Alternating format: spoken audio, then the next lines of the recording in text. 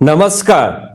मैं आशीष राठौर आपका फिर से एक बार स्वागत करता हूं। जब से राहुल गांधी अमेरिकी विदेशी धरती पर से लौट करके भारत देश में आए हैं, तब से कांग्रेस पार्टी के ऊपर सिर्फ और सिर्फ समस्याओं के ही बादल मंडरा रहे हैं। इस बार फिर से कांग्रेस पार्टी पे खतरा और नुकसान दिख रहा है। कांग्रेस के 13 नेता को 6 साल के लिए निष्कासित किया गया है। यह बड़ी खबर आ रही है दोस्तों, बताएंगे। 44 करोड़ रुपए जब्ती को लेकर के बड़ी खबर आ रही है। 16 जगह पे छापेमारी को लेकर के बड़ी खबर आ रही है। तमाम बड़ी खबरें इस वीडियो में दिखाएंगे, बताएंगे राहुल गांधी की कैसे मुसीबत बढ़ रही है। लेकिन इससे पहले इस चैनल को सब्सक्राइब कीजिएगा, बेल आइकन प्रेस कर लीजिएगा। सबसे पहले बात करते हैं कि कांग्रेस के 13 बागी नेता के ऊपर बड़ी और ब्रेकिंग खबर दोस्तों आई है।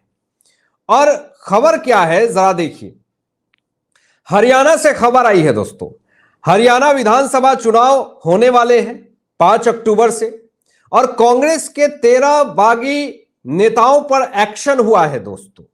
और 6 साल के लिए ये सारे बागी नेता को निष्कासित कर दिया गया है, यानी पार्टी से निकाल दिया गया। ये सारे बागी नेता थे।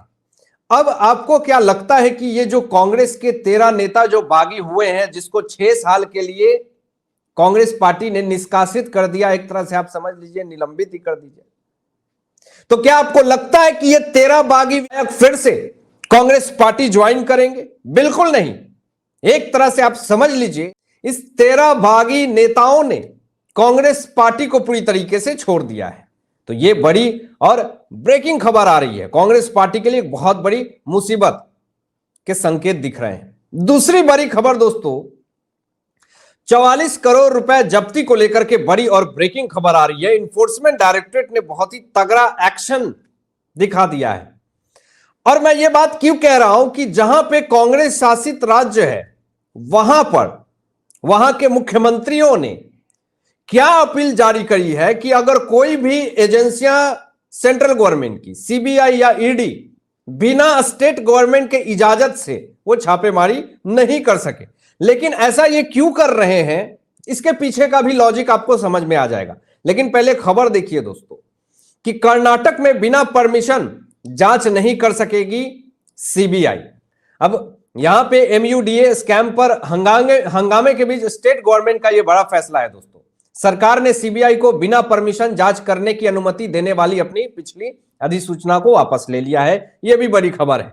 लेकिन अब आप इस खबर में यह देखिए कि सिद्धारमैया के ऊपर एमयूडीए घोटाले का मामला 4000 करोड़ रुपए के घोटाले का मामला है और उस पर जांच चल रही है। जांच के आदेश दे दिए गए हैं। लेकिन अब इस बीच में स्टेट गवर्नमेंट कर्नाटक, जहां पे कांग्रेस शासित राज्य है, कांग्रेस की सत्ता है, ये पैतरेबाजी कर रहे हैं कि सीबीआई ईडी जो है वो बिना स्टेट गवर्नमेंट के परमिशन से वो जांच ना कर सके। ये क्यों कर रहे हैं, इसका भी लॉजिक आप समझ लीजिए। इनके ही पार्टी के नेता, देख लीजिए जरा, ये हरियाणा से बड़ी खबर आ रही है दोस्तों। ये राहुल गांधी के काफी ज्यादा करीबी और खास हैं। इन्फोर्समेंट डायरेक्टरेट ने कांग्रेस विधायक की 44 करोड़ रुपए की प्रॉपर्टी अटैच कर ली है दोस्तों, जब्त कर ली है। ये बड़ी खबर है। लेकिन राहुल गांधी इस पर कुछ नहीं बोलेंगे, इस पर कोई भी टिप्पणियां नहीं देंगे। उनको तो टिप्पणियां देना है कि नरेंद्र मोदी जो है वो देश को पूरी तरीके से गर्त में ढकेल रहे हैं। इनको तो टारगेट करना है सेंट्रल गवर्नमेंट को, सेंट्रल एजेंसियां को। लेकिन अपने पार्टी के विधायक के 44 करोड़ रुपए के फर्जीवाड़े पे जो इन्फोर्समेंट डायरेक्टरेट अटैच कर रही है, उस मामले में राहुल गांधी ने अभी तक एक भी स्टेटमेंट नहीं दिया। यह सबसे बड़ी सोचनीय विषय है दोस्तों। लेकिन खबर देखिए, आगे देखिए। हरियाणा में एक तरफ विधानसभा चुनाव होने को है और इन्फोर्समेंट डायरेक्टरेट ने जो कांग्रेस विधायक राव दान सिंह की 44 करोड़ रुपए की प्रॉपर्टी जो अटैच की है, इसमें बड़े दस्तावेज और सबूत दोस्तों बरामद हुए हैं। ईडी ने उनके बेटे की कंपनियों के दिल्ली, गुरुग्राम, महेंद्रगढ़ और जमशेदपुर में 16 जगहों पर छापे मारे थे पहले। लेकिन अब आप सोच लीजिए कि आप इतने बड़े मात्रा में भ्रष्टाचारिता कर रहे हैं कि एक कांग्रेस विधायक की सैलरी कितनी होगी कि वो 44 करोड़ रुपए की प्रॉपर्टी बना लेगा। तो ये जो बड़ा एक्शन दिख रहा है इन्फोर्समेंट डायरेक्टरेट की तरफ से, यही सबसे बड़ी वजह है कांग्रेस पार्टी की कि इनको अपने स्टेट में सीबीआई की बिना स्टेट गवर्नमेंट के परमिशन से एंट्री ना मिले। ये इनके लिए ये पूरी कोशिश कर रहे हैं, पैतरेबाजी कर रहे हैं, कोर्ट के चक्करे लगा रहे हैं, बड़े बड़े वकील हायर कर रहे हैं, सब कुछ कर रहे हैं। और क्यों कर रहे हैं? ताकि इन्फोर्समेंट डायरेक्टरेट और सीबीआई हमारे स्टेट में बिना परमिशन के तो एंट्री नहीं देंगे। और इसके पीछे का आप लॉजिक समझ सकते हैं। जब तक ये परमिशन लेंगे सीबीआई, इन्फोर्समेंट डायरेक्टरेट, तब तक तो बोरिया बिस्तर समेट करके सारे नेता फरार हो जाएंगे। तब तक इन्फोर्समेंट डायरेक्टरेट पहुंचेगी और स्टेट गवर्नमेंट से परमिशन मांगेगी, तब तक तो कहेगा निकलो निकलो यहां से, आ रहा है। तो क्या इसीलिए परमिशन चाहिए?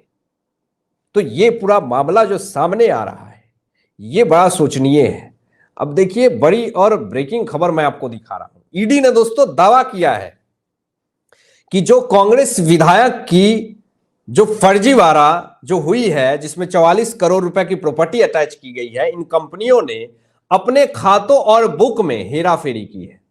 यानी खाते और बुक में हेराफेरी कर करके इन्होंने करोड़ों रुपए का भ्रष्टाचार किया है। जो सबूत देखा इन्फोर्समेंट डायरेक्टरेट ने, जो दस्तावेज जब्त किए, जो 16 जगहों पे रेड मारे, उसमें जो सबूत मिला, दिमाग घूम गया इन्फोर्समेंट डायरेक्टरेट का। और आरोपी को उठाया भी गया कि आप भ्रष्टाचार में लिप्त हैं और आपको पूरा डिटेल बताना पड़ेगा कि इसमें कैसे कैसे क्या क्या फर्जीवाड़ा किया।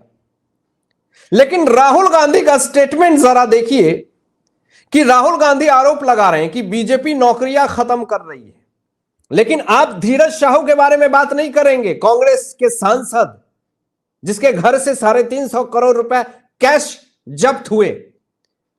आप बात नहीं करेंगे इस नेता कांग्रेस विधायक के ऊपर जिनकी 44 करोड़ रुपए की प्रॉपर्टी अटैच कर रही है, और आप बात करेंगे कि नौकरियां खत्म कर रही है बीजेपी। आप जो आरबीआई पैसे जो देश की जनता के लिए छाप रही है, दे रही है, वो आप इकट्ठा करके उसको अपने विधायकों में पूरी तरीके से ट्रांसफॉर्मेशन कर रहे हैं, ट्रांसफर कर रहे हैं। तो नौकरियां तो खत्म होगी ही, रोजगार तो खत्म होगा ही, जीडीपी आप कमजोर कर रहे हैं, पैसे को आप इकट्ठा कर रहे हैं, रोटेशन खत्म हो रहा है, गरीब गरीब हो रहा है, भ्रष्टाचारी ज्यादा भ्रष्टाचारी हो रहा है, अमीर अमीर हो रहा है, और गरीब जितने हैं उनके हक को कोई और मार रहा है। तो ऐसे हालात में गरीबी तो बढ़ेगा ही।